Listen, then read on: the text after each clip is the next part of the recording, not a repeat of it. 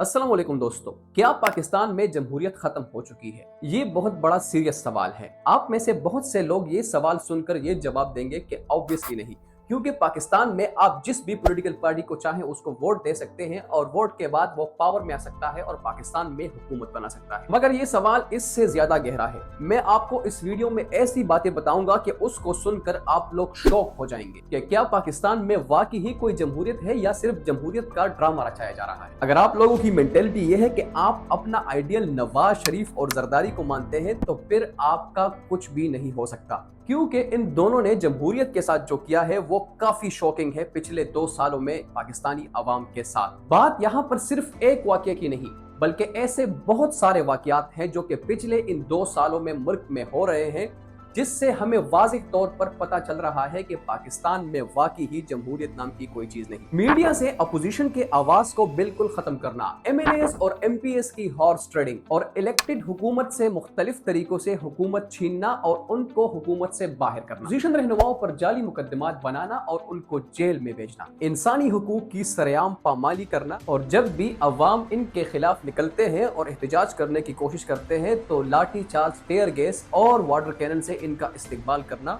तो भाई ये है पाकिस्तान की जमहूरियत। कुछ लोग ये समझते हैं कि अगर मुल्क में इलेक्शंस होता है तो उस मुल्क में जमहूरियत है, मगर इलेक्शंस तो नॉर्थ कोरिया में भी होते हैं, मगर सिर्फ किम जोंग उन के मुंतखब करदा लोगों को आप वोट डाल सकते हैं। और यहाँ पर एक और मजे की बात यह है कि इलेक्शन में 100% टर्न आउट देखने को मिलता है। अगर आप किम जोंग के मुंतखब करदा लोगों को वोट नहीं डालेंगे तो फिर आपको जेल भी हो सकती है, आपको उठाया जा सकता है और आपको मार भी दिया जा सकता है। मगर इससे क्या नॉर्थ कोरिया जमहूरी मुल्क बन जाता है? एक और लतीफा यहाँ पर यह भी है कि नॉर्थ कोरिया का असली नाम DPRK है, यानी democratic people Republic of north Korea, मगर यहाँ पर किम जोंग उन की क्लियर कट डिक्टेटरशिप है। सिमिलरली रशिया को भी डिक्टेटरशिप कंसिडर किया जाता है, क्योंकि जो भी उम्मीदवार पुतिन के खिलाफ इलेक्शन लड़ता है तो या तो उसको डिस्क्वालीफाई किया जाता है या वो पुरस्कार तौर पर मर जाता है। सिर्फ इलेक्शंस की बुनियाद पर हम ये नतीजा कभी भी अखज़ नहीं कर सकते कि उस मुल्क में जमहूरियत है, बल्कि इलेक्शंस का फ्री और फेयर होना चाहिए। तो अब फ्री एंड फेयर का मतलब क्या है? फ्री इलेक्शंस का मतलब है कि अवाम जिस भी नुमाइंदे को वोट डालना चाहे वो डाल सकते हैं, और फेयर का मतलब है कि जो भी नुमाइंदा इलेक्शंस जीत जाता है तो फिर उसको हुकूमत बनाने दी जानी चाहिए। तो अब आते हैं पाकिस्तान में इलेक्शंस की तरफ। 8 फरवरी 2024 को पाकिस्तान में जनरल इलेक्शंस हुए, लेकिन जनरल इलेक्शन को एक्सप्लेन करने से पहले मैं आपको 9 मई का वाकया एक्सप्लेन करता हूँ। 9 मई 2023 पाकिस्तानी तारीख का सबसे स्याह तरीन दिन था। इस दिन पाकिस्तान के साबिक वजीर आज़म इमरान खान को इहाते अदालत से गिरफ्तार करके जेल मुंतकिल कर दिया गया, जिसका फायदा उठाकर चंद शरपसंद अनासर ने मुल्क की अमलाक को नुकसान पहुंचाया। 9 मई 2022 को शरपसंदों ने मुख्तलिफ मकामात पर तोड़ फोड़ की, जिसमें से GHQ और रेडियो पाकिस्तान सरफहरिस्त थे। इसमें पाकिस्तानी अमलाक को बुरी तरीके से नुकसान पहुंचाया गया।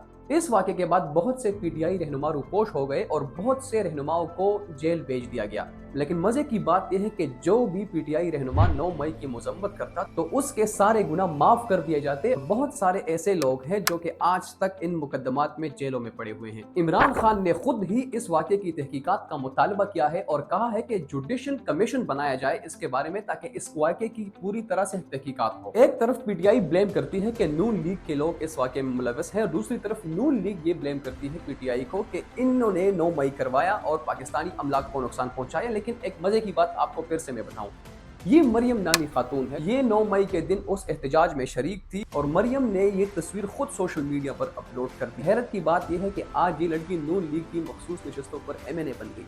9 मई के बाद तहरीक इंसाफ की ज्यादातर खवातीनों को जेल में डाल दिया गया, जिसमें से सनम जावेद, तैयबा राजा और आलिया हमजा शामिल है। लेकिन 9 मई के एहतजाज में तो अंदलीग भी शामिल थी। PTI रहनुमा अंदलीग ने 9 मई की मजम्मत की और उसके बाद उसके सारे गुनाह माफ कर दिए गए और आज तक वो मंजर-ए-आम से गायब है। पाकिस्तानी अवाम भी ये मुतालबा करती है कि जो भी 9 मई के वाक़े में मुलव्वस है उसको पकड़कर जेल में डाल दिया जाए और उससे इन्वेस्टिगेट किया जाए कि आपने किसके कहने पर ये कार्रवाई की। मगर बदकिस्मती से आज तक इस वाक़े की तहकीकात ना हो सकी। तो अब आते हैं और 8 फरवरी 2024 के इलेक्शंस को एक्सप्लेन करते हैं। फ्री एंड फेयर इलेक्शंस करवाना इलेक्शन कमीशन का काम होता है। लेकिन इस इलेक्शन में हम देख सकते हैं कि इलेक्शन कमीशन के बहुत सारे इकदाम थे जो कि पीटीआई के खिलाफ थे, यानी पीटीआई से उनका इंतखाबी निशान तक छीन लिया गया और उनके सारे कैंडिडेट को आजाद उम्मीदवार डिक्लेयर कर दिया। लेकिन फिर भी पाकिस्तान की मेजॉरिटी पॉपुलेशन ने पाकिस्तान तहरीक इंसाफ के कैंडिडेट्स को वोट डाले और पीटीआई चेयरमैन बैरिस्टर गौहर के मुताबिक तकरीबन 180 सीटों पर उनकी बरतरी थी।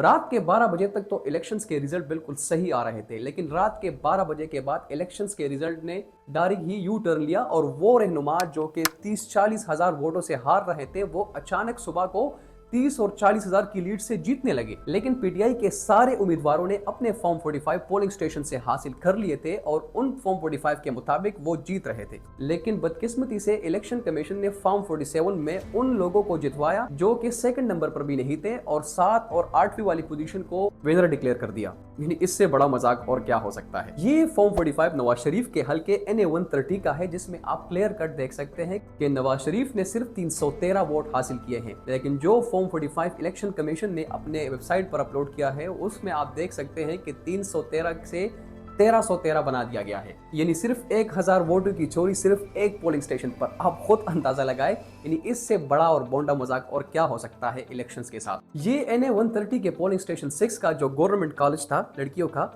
उसका फॉर्म 45 का रिजल्ट है, जिसमें आप क्लियर कट देख सकते हैं कि नवाज शरीफ ने 235 वोट हासिल किए हैं और इसके मुकाबले डॉक्टर यास्मीन राशिद ने 386 वोट हासिल किए हैं। लेकिन नवाज शरीफ के 235 को 1235 कर दिया गया, यानी एक दूसरे पोलिंग स्टेशन में 1000 के जाली वोट्स डाल दिए गए। और इन फॉर्म 45 में जो इलेक्शन कमीशन ने अपलोड किए उसमें आप क्लियर कट ये मॉडिफिकेशन देख सकते हैं कि किस तरह से 0 को 5 बना दिया गया और 236 को 1236 कर दिया गया। कोई मजाक चल रहा है? ये जमहूरियत है, ये इलेक्शंस है। आप खुद सोचे कि इस तरह के इलेक्शंस हुए हैं 2024 में। इलेक्शन रिगिंग सिर्फ एक हलके में नहीं हुए, ऐसे बहुत सारे हलके हैं, जैसे कि सलमान अकरम राजा का हलका जिन्होंने ओन चौधरी के खिलाफ इलेक्शन लड़ा, रेहाना डार का हलका जो उन्होंने ख्वाजा आसिफ के खिलाफ इलेक्शन लड़ा। इन सारों के फॉर्म 45 आप देख सकते हैं कि किस तरह से मॉडिफिकेशन की गई और फॉर्म 45 के रिजल्ट को चेंज किया गया। यानी इससे बड़ा और बोंडा मजाक पाकिस्तानी तारीख में मैंने कभी नहीं देखा। इन सारे इलेक्शन रिगिंग के बावजूद पाकिस्तान तहरीक इंसाफ के जो आजाद उम्मीदवार थे उन्होंने 92 सीटें हासिल की, यानी पाकिस्तान में मेजॉरिटी आजाद उम्मीदवारों की बनी, लेकिन फिर भी उनको हुकूमत बनाने नहीं दी गई और पाकिस्तान पीपल्स पार्टी और PML नून ने मिलकर हुकूमत बनाई और शहबाज शरीफ वजीर आजम बन गए और जरदारी सदर बन गए। यानी बंटवारा चल रहा है क्या?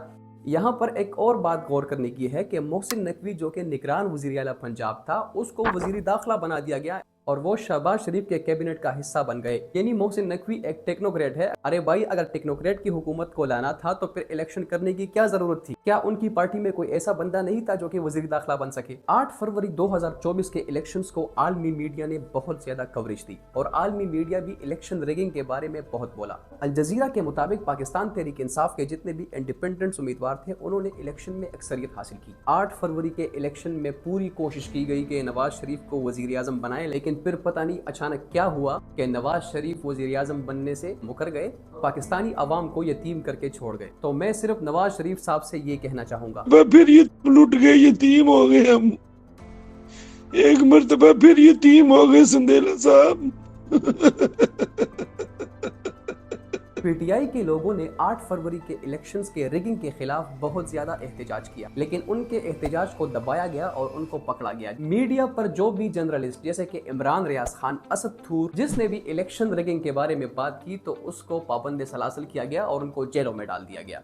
अल जजीरा की रिपोर्ट के मुताबिक पाकिस्तानी ऑफिशियल ने एडमिट किया कि उन्होंने इलेक्शन में रिगिंग की है। कमिश्नर रावलपिंडी लियाकत अली चट्टा ने प्रेस कॉन्फ्रेंस की और खुलकर कहा कि उसने किस तरह से फॉर्म 47 और फॉर्म 45 में बदली की और जो उम्मीदवार 20,000 की लीड से हार रहा था उनको कैसे जितवाया। इस इलेक्शन से पहले कराची का जो मेयर का इलेक्शन हुआ था उसमें पीटीआई और जमात इस्लामी की क्लियर कट मेजॉरिटी थी, यानी उनके पास टोटल 193 कैंडिडेट्स थे। लेकिन पाकिस्तान पीपल्स पार्टी के मुर्तजा वहाब को मेयर मुंतखब कर दिया गया ओनली विद 173 सीट्स। तो ये है पाकिस्तान में जमहूरियत का हाल। जमहूरियत एक मुल्क में सिर्फ रूल ऑफ लॉ के साथ आ सकती है। रूल ऑफ लॉ का मतलब है कि कानून सबके लिए बराबर होना चाहिए और पाकिस्तान सिर्फ इसी से तरक्की कर सकता है। इसके बगैर पाकिस्तान कभी भी तरक्की नहीं कर सकता, क्योंकि सिर्फ इलेक्शन करवाने से ही मुल्क में जमहूरियत नहीं आ सकती। अपनी वीडियो का इख्तिताम एसोसिएट एशिया डायरेक्टर ट्रिसिया गोजमिन की इस बात से मैं ख़त्म करना चाहूँगा कि पाकिस्तान को इलेक्शन से ज़्यादा कुछ करना पड़ेगा अपने मुल्क में जमहूरियत की बहाली के लिए, वरना पाकिस्तान कभी भी सियासी और माशी तौर पर मुस्तहकम नहीं हो सकता। तुम्हारी जमहूरियत का नतीजा जनाजा निकल रहा है हिंदुस्तान की जमहूरियत का।